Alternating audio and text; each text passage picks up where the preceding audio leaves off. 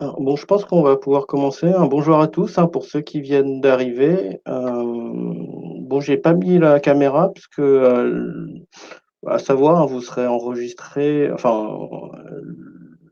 le webinaire sera enregistré, donc bon, comme vous êtes en chat, vous ne serez pas sur l'enregistrement, donc voilà, il n'y a pas forcément de problématique si vous cherchez, voilà, par rapport à la diffusion de données.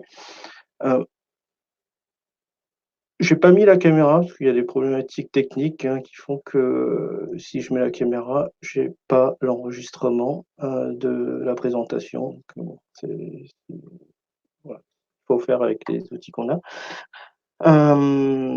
Donc merci à tous d'être présents à ce webinaire. Donc pour le contexte, il faut comprendre que nous on a lancé Léviathan, on a lancé ce webinaire, je dirais, pour démystifier un petit peu ce qui se fait dans l'industrie, et parce que voilà, pour ceux qui nous suivent, donc Léviathan Dynamics, nous on est spécialiste dans tout ce qui est système de froid et de chaleur durable, avec des systèmes qui ont la particularité d'utiliser l'eau comme réfrigérant. Donc ça permet de se passer de tout ce qui est gaz fleuré, qui ont un impact environnemental assez désastreux. Donc voilà, en plus de ça, on permet aussi d'avoir une meilleure efficacité énergétique dans certaines applications.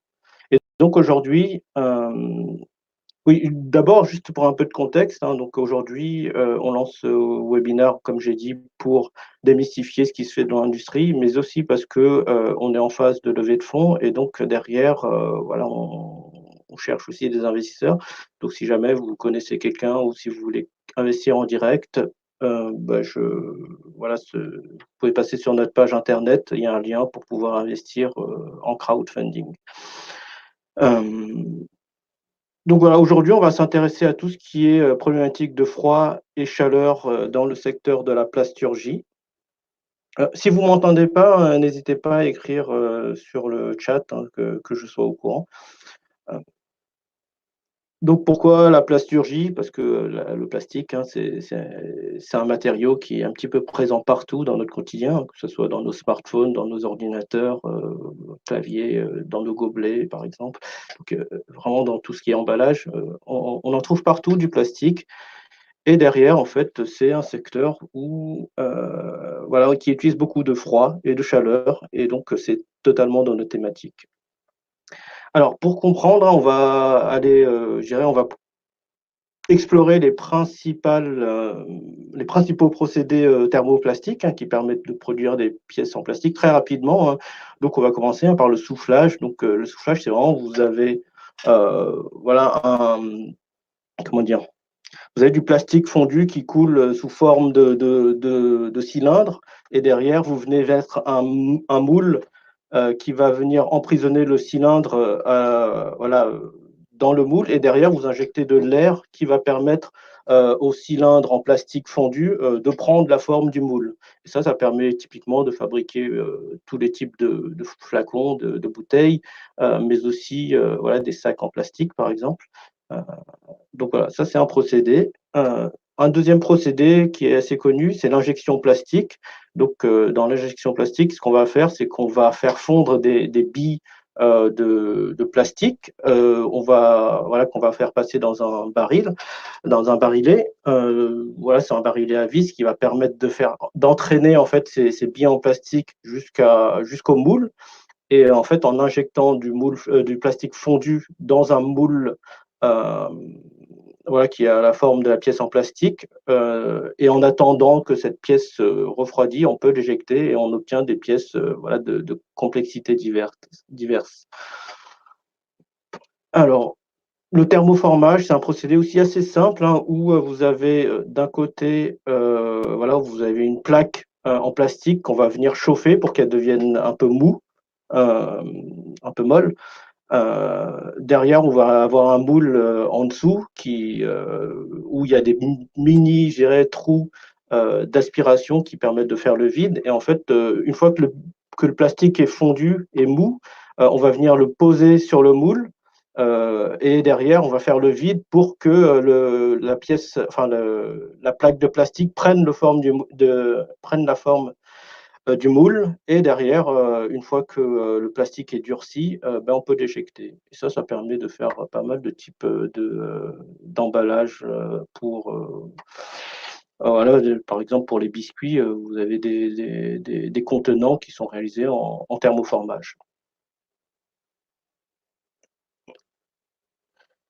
Et enfin, voilà, bon, la liste n'est pas exhaustive, hein, des types de procédés, mais on va finir par le procédé d'extrusion qui ressemble un petit peu au procédé d'injection plastique, mais qui a la particularité d'être un procédé de production continue. Ça, c'est très bien lorsqu'il faut fabriquer des barres carrées, des barres rondes ou des tubes, hein. Voilà, par exemple, des tubes en PVC qui permettent de faire les tuyauteries d'évacuation de l'eau, ou par exemple les gaines de câblage pour faire voilà, du surmoulage autour de câbles, c'est des procédés qui sont très pertinents. Alors, bon, il y a d'autres procédés qui existent, hein, par exemple le rotomoulage, la pultrusion, bon, ouais, mais là, vraiment s'intéresse uniquement à, bon, déjà à tout ce qui est thermoplastique. On ne va pas s'intéresser aujourd'hui à tout ce qui est, je dirais, matériaux composites qui ont d'autres problématiques. Et pour vraiment bien comprendre où est l'intérêt, je dirais, de nos technologies dans la production de pièces en plastique, on va prendre un cas d'étude, je dirais, assez iconique, hein, la production de briques Lego, voilà, qui a marqué pour la plupart nos enfances. Alors voilà, la brique la plus connue, hein, c'est la brique de 2 par 4, voilà, qui est réalisée dans un matériau type ABS, donc c'est un type de matériau plastique. On est sur un volume de 4,83 cm3, une masse de 5 grammes par pièce. Et pour produire cette pièce, en fait, la méthode qui est utilisée, c'est de l'injection plastique. Pour le cahier des charges, on est parti sur un cas d'étude où il fallait fabriquer 60 briques par minute, avec en plus, parce que c'est de plus en plus demandé, une contrainte sur l'impact environnemental. On va chercher à avoir l'impact environnemental le plus faible possible pour fabriquer ces briques de Lego.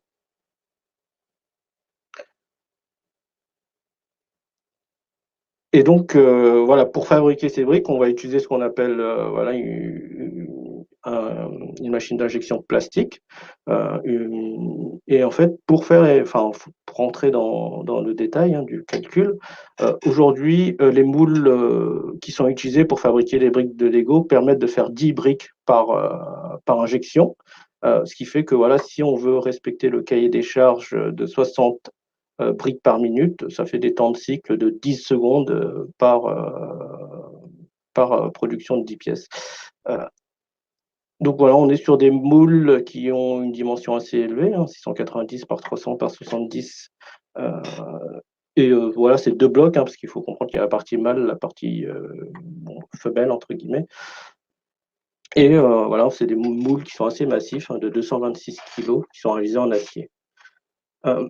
Alors, il faut comprendre que pour réaliser cette pièce en injection plastique, il y a plusieurs étapes, hein. Il y a une première étape qui n'est pas forcément nécessaire dans tous les cas, mais qui peut être voilà, pertinente si on veut accélérer le temps de cycle ou avoir une meilleure qualité de pièce euh, d'injection. Donc, c'est la partie chauffage. Donc, l'idée, c'est de venir chauffer le moule à une température voulue, hein. Dans notre cas, on va chauffer le moule jusqu'à 50 degrés. Derrière, une fois que ce moule a atteint la température de consigne, on va injecter du plastique. Donc, il y a une phase d'injection qui va durer 0,5 secondes. Une fois que le plastique fondu a pris la forme voilà, du moule, derrière, il faut attendre que le plastique fondu, hein, qui est assez liquide, durcisse. Et donc, pour ça, on fait un maintien et un refroidissement en même temps. Et voilà, pour la pièce de Lego, on a défini qu'on était suffisamment refroidi lorsque le moule atteignait une température de 40 degrés. Donc voilà, à 40 degrés, on est à peu près certain que la pièce est suffisamment rigide pour pouvoir faire l'étape d'éjection qui consiste à pousser la pièce de son moule. Et donc derrière, on obtient le produit fini euh, de la pièce de Lego. Donc voilà, si on veut, sachant que voilà, la température d'injection de l'ABS dans le moule, c'est de 240 degrés. Donc le moule, le plastique fondu est fondu à une température de 240 degrés. Et donc voilà, pour réaliser le refroidissement et le chauffage, on dispose d'un côté d'eau froide à 15 degrés et de chaleur d'eau chaude à 100 degrés. Donc voilà, commencez peut-être à comprendre où intervient le froid et la chaleur hein, dans les procédés de production de pièces en plastique. Donc vraiment, c'est cette partie-là, froid, qui permet de durcir les pièces et la partie chaud qui permet voilà, de monter en température le moule pour éviter que justement lors de l'injection, euh, la pièce durcisse trop vite au niveau des contacts avec le moule. Mais comme j'ai dit, c'est pas une étape qui est toujours enfin, nécessaire. Parfois, voilà, quand on a plus de temps ou quand la qualité surfacique de la pièce n'est pas forcément nécessaire, enfin, voilà, on peut faire juste du refroidissement. Alors, je vous passe les détails du calcul, mais voilà, pour fabriquer ces pièces de Lego, c'est par cycle en fait, on va avoir besoin de 132 kilojoules, donc voilà, sur 4,5 secondes, ce qui veut dire qu'en fait, sur cette phase de refroidissement, on a besoin d'une puissance de refroidissement de 29,3 kilowatts. Donc derrière, sachant que voilà, le taux de charge hein, du refroidissement qui correspond à la durée de refroidissement par rapport à la durée totale du cycle est de 45%. Et connaissant voilà, les conditions de fonctionnement de l'usine, hein, donc on travaille 250 jours par an, en 3/8, 5 jours sur 7. Donc derrière, tout ça fait qu'on a un besoin annuel en frigorie de 75 200 kWh. Et donc, pour produire ces... Ah, j'ai oublié de changer. Bon, je corrigerai. Pour produire ces 75 200 kWh, bon, ça c'est... Désolé, il y a une petite erreur sur la présentation. Ce qu'on a besoin en termes d'énergie, en fait, sachant que voilà, sur une machine traditionnelle, bon, j'ai pris un concurrent qui s'appelle KKT Schiller, qui produit des gros froids pour l'industrie plastique, entre autres. On sera sur un réfrigérant de type gaz fluoré, de type R410A, et dont l'impact environnemental correspond à 7,6 tonnes de gaz à effet de serre équivalent, enfin équivalent CO2, 7,6 tonnes de CO2 équivalent, émis, je dirais, sur son cycle de vie. Ça, c'est la quantité de gaz qui est présente, mais on sait qu'il y a une grosse. Enfin, ce gaz-là va finir durant son cycle de vie dans l'environnement. Derrière, voilà, on est sur des coefficients de performance qui sont assez élevés, de 11,64 dans le cas du KKT Schiller. Voilà, il faut comprendre que voilà, si ça vous paraît élevé, c'est normal parce que souvent sur les fiches techniques, hein, si vous avez l'habitude de regarder des fiches techniques de groupe froid, souvent on indique les coefficients de performance, je dirais, dans les conditions nominales. Là, on est sur des coefficients de performance moyennés sur les conditions climatiques annuelles. Je dirais qu'on a pris les conditions climatiques d'Oyonnax, qui est un bassin de la plasturgie en France. Et voilà, on obtient 11,74 sur une moyenne annuelle. Et donc, avec ces conditions-là, voilà, la consommation énergétique d'un KKT Schiller, d'un gros froid traditionnel, c'est à peu près de 6405 kWh.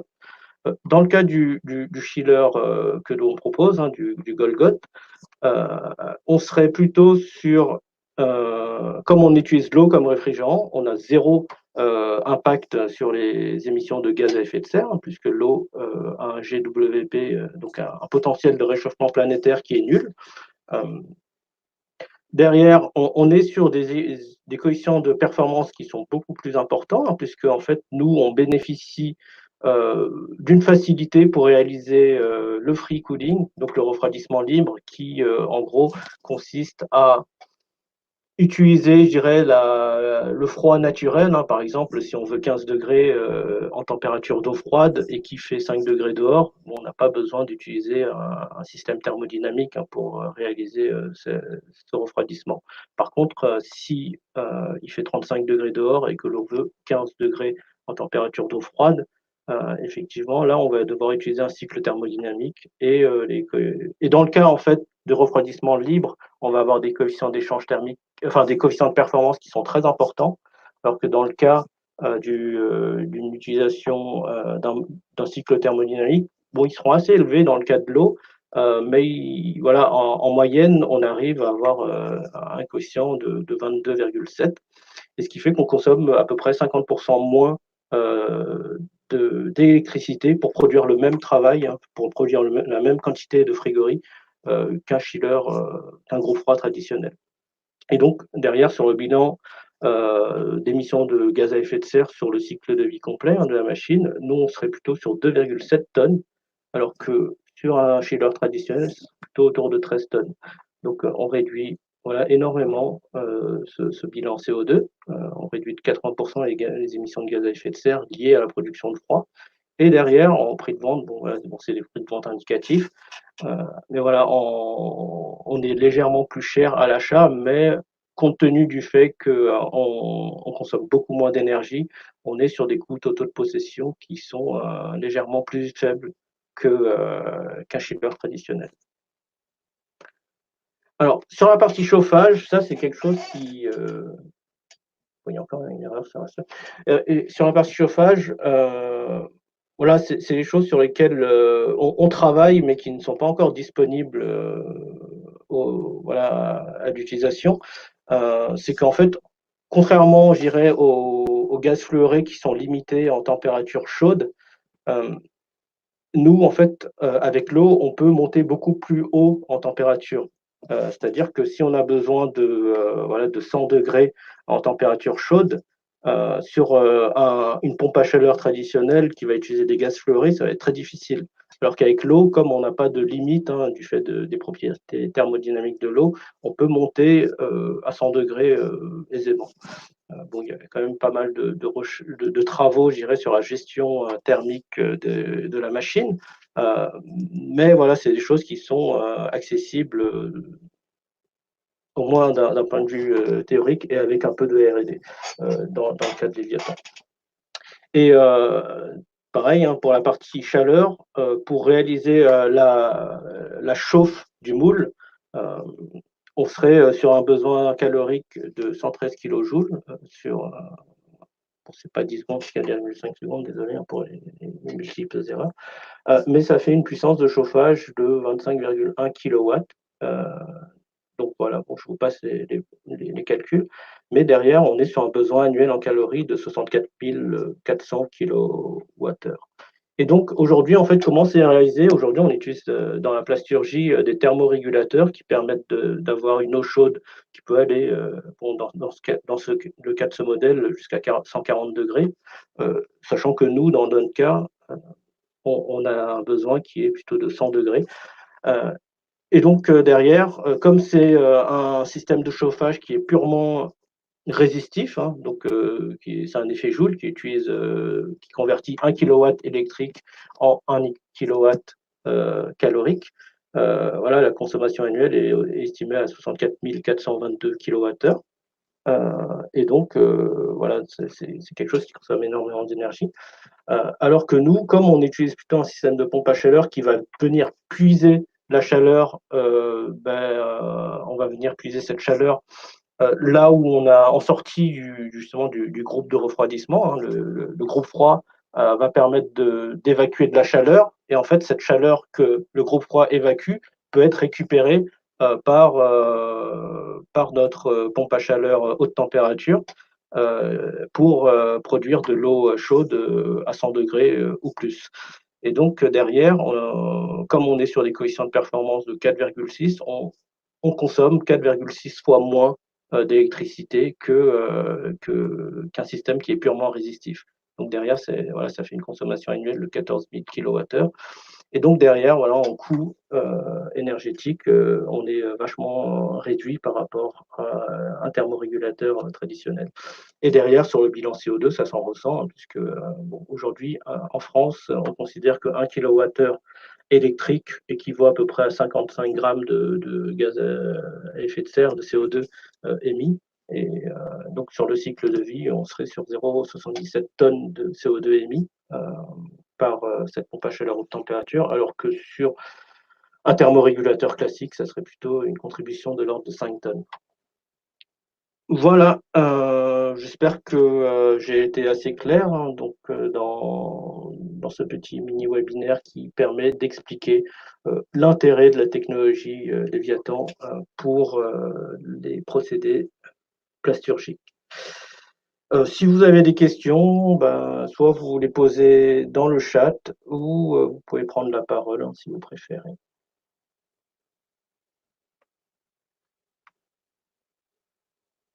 Alors, Monsieur Romary me dit: «L'idée n'était-elle pas de se passer d'un groupe froid traditionnel?» Alors non, non, en fait, on peut-être que c'est possible, hein, enfin, je veux dire, aujourd'hui, le sujet, c'est possible de se passer d'un groupe froid traditionnel. Après, aujourd'hui, le problème, c'est que les cadences de production qui sont imposées, hein, au secteur de la plasturgie fait qu'on n'a pas le temps d'attendre que le moule refroidisse, je dirais, de façon naturelle ou, je dirais, en utilisant uniquement un circuit d'eau froide. Voilà, ça peut peut-être évoluer et effectivement, si on pouvait se passer d'un groupe froid, ça serait idéal. Mais voilà, on demande toujours aux gens de produire plus dans des temps plus limités. Et donc, voilà. Et certains matériaux nécessitent tout de même voilà, de refroidir à des températures qui sont plus faibles que la température ambiante pour pouvoir être éjectés de façon propre. Et donc, voilà, c'est un sujet sur lequel, effectivement, si peut-être que la société accepte de vivre plus lentement, on pourrait se passer de groupe froid, au moins dans le secteur de la plasturgie. Après, voilà, dans le système actuel, les groupes froids sont quand même nécessaires. Bah, merci pour vos remerciements, hein, c'est toujours agréable, hein, de se sentir soutenu. Alors, sur quelle base as-tu calculé les émissions de CO2 de ton groupe froid? Heu, Bah, en fait, il faut comprendre que sur la partie groupe froid, il y a une contribution, je dirais, sur la production du groupe froid. Il y a une contribution, sur, le gaz, qui est contenu, dans le groupe froid. Et il y a une contribution qui contient, je dirais, la consommation énergétique du groupe froid. Et donc, oui, et en fait, nous, on a considéré ces 3 facteurs, hein, donc production de la machine, contenu charge en gaz réfrigérant et consommation énergétique de la machine sur 15 ans d'utilisation continue. Et donc derrière, la partie production, au final, correspond voilà, à une quantité très faible, hein, de gaz à effet de serre émis. Et c'est surtout les gaz, enfin dans le cas d'un groupe froid traditionnel, ça va surtout être les gaz fluorés voilà, qui vont impacter énormément, je dirais, le coût, je dirais, hors consommation énergétique. Et derrière, voilà, la consommation énergétique représente quand même une grosse part, hein, des émissions de gaz à effet de serre. Et dans notre cas, en fait, dans le cas des technologies Léviathan, on ne considère quasiment que la part consommation énergétique, qui elle-même est réduite. Alors, quelle est la température max de condensation du groupe froid? Quel est le lift max de la PAC? Alors aujourd'hui, en fait, nous, on a une technologie qui permet de faire un lift de 30 degrés entre le côté froid et le côté chaud de la machine. Hein. Donc, si le côté froid est à 15 degrés, on va faire un lift de 30, ce qui fait que la partie condensation sera à 45. Après, on peut mettre des compresseurs en série pour additionner les lifts. Et dans le cas du gros froid, enfin, de la pompe à chaleur haute température, voilà, l'idée c'était de mettre deux compresseurs en série qui permettraient de faire un lift de 60 et de venir puiser sur une source à 35. Ce qui fait voilà, qu'au niveau condensation, on serait sur autour de 105 degrés. Alors, Sarah Jouan me demande dans quel autre domaine peut-on utiliser ce genre de gros froid? Industrie seulement. Non, on peut utiliser ce type de gros froid pour faire de la climatisation, par exemple. Hein, c'est un segment qui parle un petit peu à tout le monde. Après, dans plusieurs industries, donc là on parle de la plasturgie, mais la dernière fois j'avais parlé des industries de la distillerie, où il faut refroidir les vapeurs d'alcool hein, pour les condenser. Il y a aussi hein, tout ce qui est secteur chimie, tout ce qui est secteur dans des industries de la mécanique, hein, où il faut refroidir soit des broches d'usinage, soit des compresseurs, des machines tournantes diverses, aussi dans les industries de la production. Dans l'agroalimentaire aussi, il y a beaucoup de sujets de refroidissement, que ce soit machine. Hein. Par exemple, le chocolat, il faut bien le refroidir aussi hein, pour qu'il durcisse. Et c'est des sujets sur lesquels notre machine peut être pertinente. Alors, peut-on utiliser la même machine pour faire froid et chaud? Oui, oui, ça c'est par exemple dans le cas de une application du gros froid, bon, on s'éloigne un petit peu du secteur de la plasturgie, mais une des applications bah, justement, pour la plasturgie, on fait du froid et en couplant avec une pompe à chaleur haute température, on fait aussi du chaud. Et en fait, derrière, on utilise la chaleur qu'on a évacuée par le gros froid pour l'utiliser pour faire la chauffe du moule. Donc voilà, il y a quasiment très peu, enfin, il y a très peu d'énergie qui est gaspillée dans un process de cette sorte.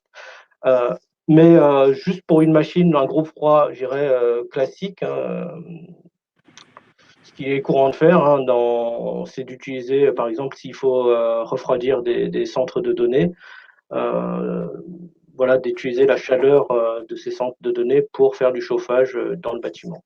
Ça, c'est des choses qui sont réalisables aussi. Alors, est-ce qu'il y a d'autres questions? Je pense qu'on a un petit peu débordé, mais comme on a commencé 5 minutes en retard, donc on est dans les temps. Ben, en tout cas, merci beaucoup. Hein, si vous n'avez pas d'autres questions. En tout cas, si vous avez d'autres questions, voilà, je vous enverrai le lien du replay. Et derrière, il y a mes coordonnées sur l'email. De toute façon, voilà, vous avez mes coordonnées sur l'email et vous pouvez poser des questions si jamais avec le recul, vous en avez. Voilà, merci beaucoup pour votre participation.